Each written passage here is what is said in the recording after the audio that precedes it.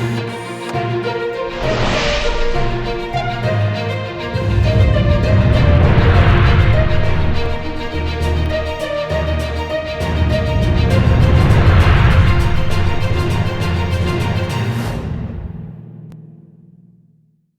वालेकुम।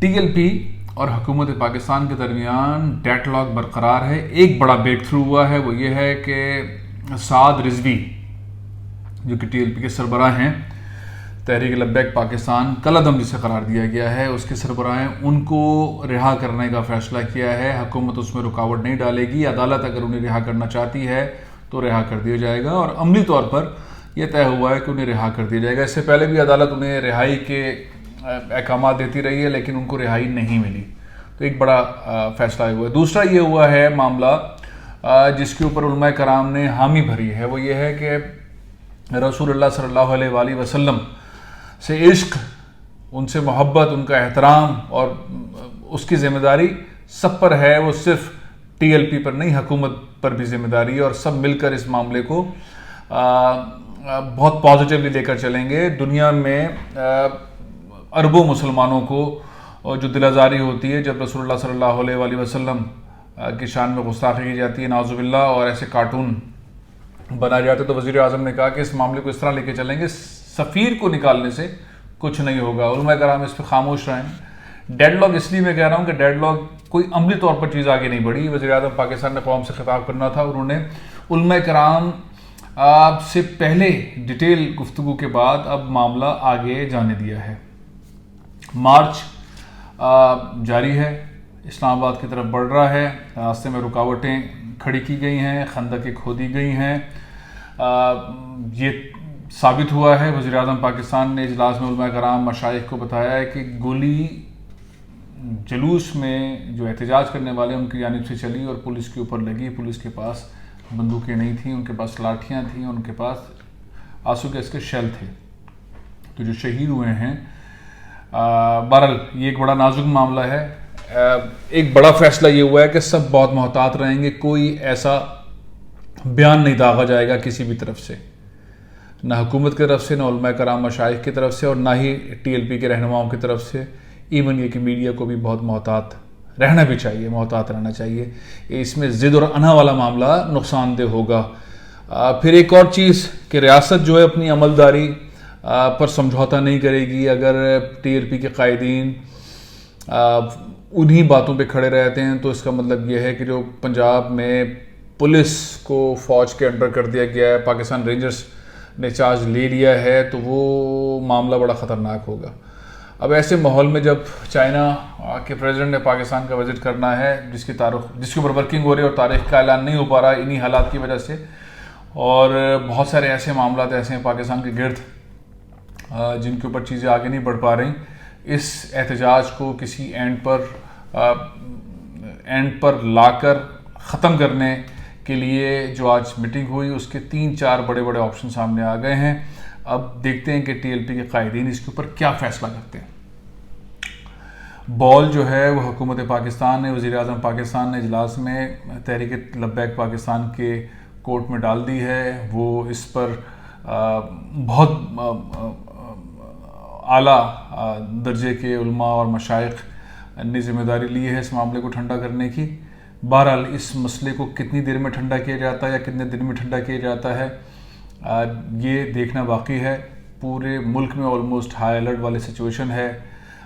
इस धरने की वजह से एहतियात का मामला है, बहुत सारे एहतजाज और धरने की वजह से बहुत सारे इलाकों के अंदर स्टैंड बाय सूरत हाल है। इतलात ये हैं कि अगर फ़ैसला हो जाता है, हुकूमत से बात डन हो जाती है, तो ये सारे मुल्क में जहाँ स्टैंड बाय सिचुएशन है वो ख़त्म हो जाएगी। अदरवाइज़ अगर हुकूमत से बात नहीं होती, डन नहीं होता, एहतजाज और मार्च का सिलसिला जारी रहता है इस्लामाबाद की तरफ, तो और शहरों में भी इस तरह के वाक़यात रूनुमा होंगे एहतजाज के। अब वो पॉइंट मोटा सा ये भी, मैं एक इंटरनेशनल रिलेशंस के एक प्रोफेसर हैं, पाकिस्तान से बाहर होते हैं, उनका एक मामले पे फ़ोन आया था। मैंने उन मुल्क की हालात पे बात हो रही थी, उन्होंने बहुत अहम बात की। मैं समझता हूँ कि इस बात को यहाँ डिस्कस करना चाहिए। उन्होंने वो बात की कि रसूलुल्लाह सल्लल्लाहु अलैहि वसल्लम रहमतुल लिल आलमीन है, اور ہمیں یہ چیز ساری دنیا کو ریکگنائز کروانی ہے، نہ کہ ہم کسی ملک یا کسی سفیر کے خلاف کھڑے ہو جائیں۔ اس سے دوسرا پہلو آتا ہے جو کہ دہشت گردی کا اینگل آتا ہے، اور اس کے بعد پھر کہتے ہیں کہ مسلمان تو دیکھیں ڈائیلاگ نہیں کرتے، دہشت گردی پہ جاتے ہیں۔ تو انگریزوں کو دنیا میں سمجھانے کی ضرورت ہے، ایسے لوگوں کو جن کے پاس نالج نہیں ہے ان کو سمجھانے کی ضرورت ہے کہ مسلمان کتنی اہمیت دیتے ہیں، کتنی محبت کرتے ہیں، کتنا عشق کرتے ہیں اپنے نبی سے۔ تو انہوں نے کہا کہ اگر ہم یونیورسٹیز کے اندر، مختلف فورمز کے اوپر، تھنک ٹینکس کے اندر، حکومتوں کے ساتھ، ایوانوں کے اندر اس بات کو پھیلائیں، جیسے کہ موجودہ حکمران جو عمران خان صاحب اسمبلی میں بھی کرتے رہے ہیں، اس طرح کی باتوں کو پھیلائیں، بتائیں کہ ہماری کتنی زیادہ دل آزاری ہوتی ہے جب آپ یہ چیز کرتے ہیں۔ معاملہ وہی تھا، پروفیسر صاحب نے فرمایا معاملہ یہ ہے کہ ان کو یہ احساس نہیں ہے، ان کو نالج نہیں ہے۔